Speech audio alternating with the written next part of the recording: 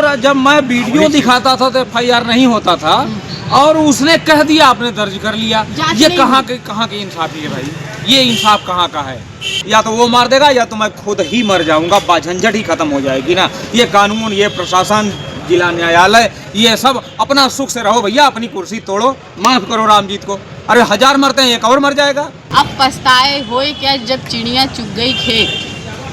जब कोई घटना घटित हो जाती है तब उस पर नाराज़गी जता के या प्रशासनिक अधिकारी 4 पहिया वाहन से वहां पहुंच के और बाकी जो नेता है सांत्वना देने के लिए पहुंच के तब क्या कर लेते हैं, जब समय रहते वो उस पर तत्काल कार्रवाई नहीं करते।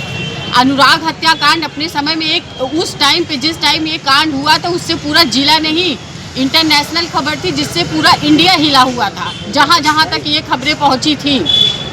लेकिन आज भी उनके पिताजी मेरे साथ मौजूद हैं, आज भी उनकी नज़र में उन्हें न्याय नहीं मिला है।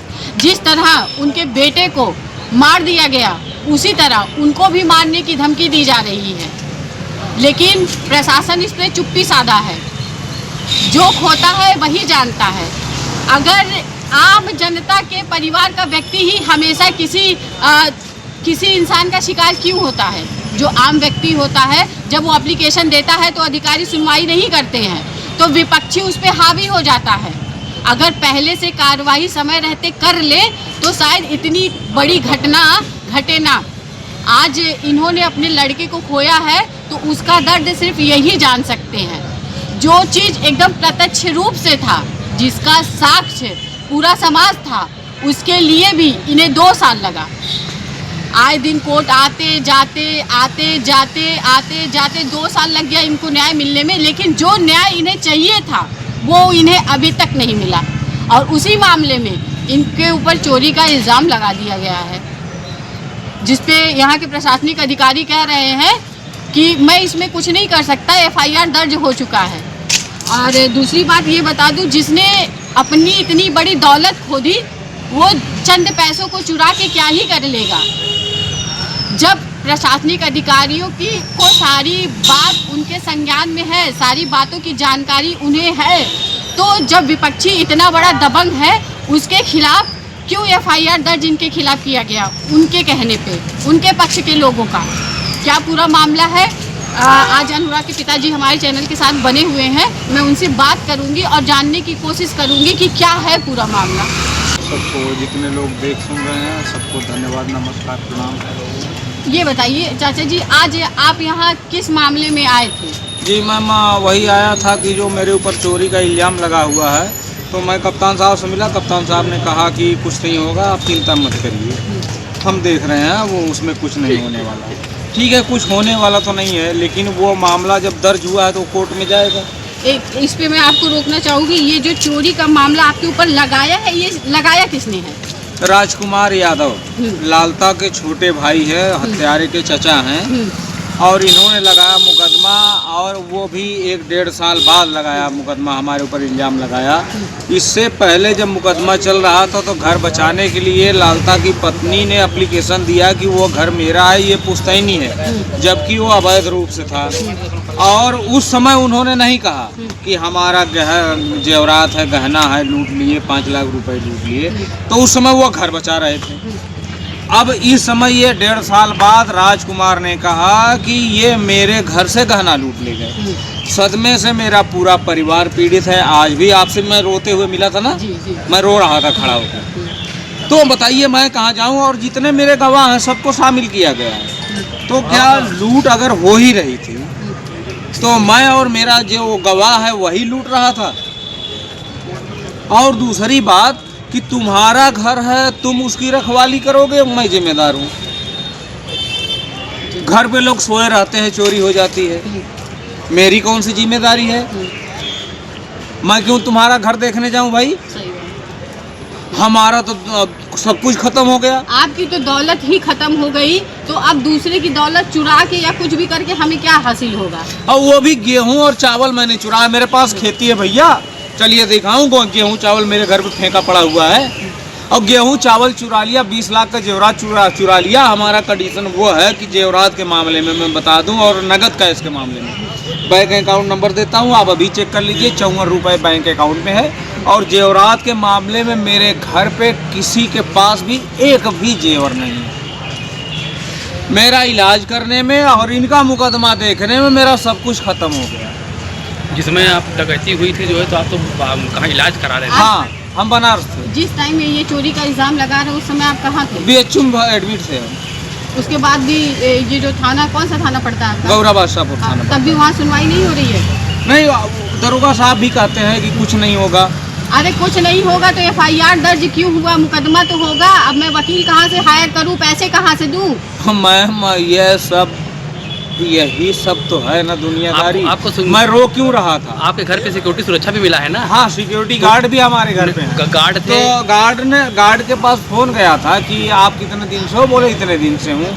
तो बोले तो चोरी होते तो वो भी देखे होंगे। हाँ, बोले इससे पहले तो उन्होंने कहा कि रजिस्टर पर सब दर्ज होगा, आप जाके देख लीजिए, चेक कर लीजिए। जो आपको गनर मिले हैं, जो ये चोरी का आरोप लगाया जा रहा है, तो गनर तो 24 घंटा आपके यहाँ है तो फिर जी तो बिल्कुल। फिर वो गनर क्या कह रहे हैं? वो भी तो सरकारी कर्मचारी है, वो क्या कह रहे हैं? मैंने ऐसा कुछ किया नहीं, वो बेचारे क्या कहेंगे? उन्होंने कहा कि भाई ऐसी कोई बात ही नहीं, ये लोग उधर जाते ही नहीं है।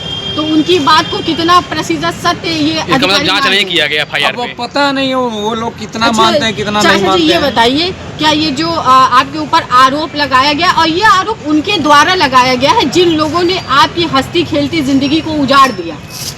अगर कुछ होता है तो इसमें शासन प्रशासन को ये तुरंत समझ में आ जाता है कि सामने वाला बदला ले रहा है, फंसाने की कोशिश कर रहा है। तो इस मामले में प्रशासन को समझ में नहीं आ रहा है। मैं यहाँ के DM महोदय और SP सर से ये कहना चाहूँगी कि जब जिन लोगों ने इनकी बेटे की हत्या की, उसी पक्ष के लोग इनको फिर से फंसाने की और जान से मारने की धमकी दे रहे हैं, तो क्या आप लोग फिर से एक और बड़ी घटना होने का वेट कर रहे हैं कि फिर से कोई बड़ी घटना हो, फिर से आप लोग अपने 4 पहिया वाहन से उसके घर पहुँचे? जब ये कह रहे हैं कि इनको मारने की धमकी दी जा रही है, आज के समय में जान सबको अपनी प्यारी होती है। जो लोग इनसे कहते हैं वो लोग सामने नहीं आ सकते क्योंकि उनका भी परिवार है। जब ये कह रहे हैं गनर, और जो आपके गनर है सरकारी कर्मचारी, उनका भी ये कहना है कि ऐसा कोई मामला नहीं हुआ है, हमारे जानकारी में, हम इनके साथ रहते हैं, उसके बावजूद भी FIR क्यों दर्ज हुआ? तो आप ये बताइए चाचा जी, आपको क्या लग रहा है कि ये जो प्रशासनिक अधिकारी है या थाना चौकी जो भी है, ये कितना आपके फेवर में या आपके पक्ष में काम कर रही है? मैं पक्ष विपक्ष की बात नहीं करता बेटा, मैं सिर्फ इतना जानता हूँ कि जो सच है आप लोग वो दिखाओ और जो सही है उसको करो।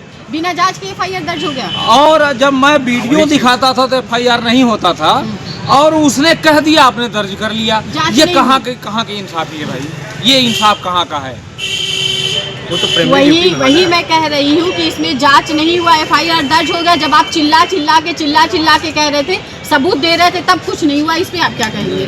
क्या कहेंगे, बस रोते रहता हूँ, यहाँ वहाँ घूमता हूँ, रो रहा हूँ, और 2-4 लोग निलंबित हो जाएंगे, 2-4 लोग फिर बहाल हो जाएंगे। मुझे क्या मिलेगा? मेरा तो गया।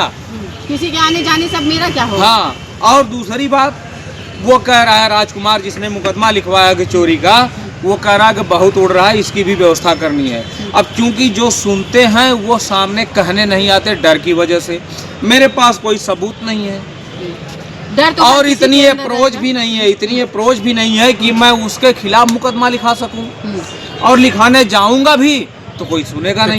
क्या आप उस व्यवस्था से भयभीत है या नहीं? बिल्कुल। घर में 2 छोटी बच्चियां हैं, पत्नी है, जो राजकुमार द्वारा व्यवस्था, और आज मुझे ही कुछ हो जा रहा है तो मेरा परिवार कहाँ जाएगा भैया?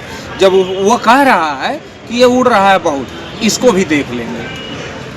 ये बताइए, जैसे आपके घर में 2 छोटी बच्चियां हैं, जब वो इंसान इतना बड़ा कांड करने से पहले, मर्डर करने से पहले नहीं सोचा, तो आपके घर में 2 बच्चियां हैं, अगर उनके साथ कुछ होता तो इसका जिम्मेदार कौन होगा? अब मैं किसको बताऊं, किसके ऊपर इल्ज़ाम लगाऊं? मेरा तो सिचुएशन ये है, मेरा कंडीशन ये है कि मैं घुट के मर रहा हूं। मैं इल्ज़ाम किसी के ऊपर लगाने के काबिल नहीं हूं। गरीब आदमी या तो मर जाए या तो हथियार उठा ले। हथियार उठाना अपनी फितरत में नहीं है, क्योंकि बदमाशी मुझे आती नहीं। हाँ, बहुत होगा या तो वो मार देगा या तो मैं खुद ही मर जाऊंगा, झंझट ही खत्म हो जाएगी ना। ये कानून, ये प्रशासन, जिला न्यायालय, ये सब अपना सुख से रहो भैया, अपनी कुर्सी तोड़ो, माफ करो रामजीत को। अरे 1000 मरते हैं, एक और मर जाएगा, आपको क्या फर्क पड़ता जैसे है? चाचा जी ये बताइए, अनुराग हत्याकांड के बाद अगर प्रशासन और न्यायपालिका इतनी सक्रिय होती, सक्रियता दिखाती, तो क्या ये जो ट्रिपल मर्डर के जफराबाद थाने के अंतर्गत हुआ, क्या किसी की इतनी हिम्मत होती कि दोबारा उस चीज को दोहराई जाती?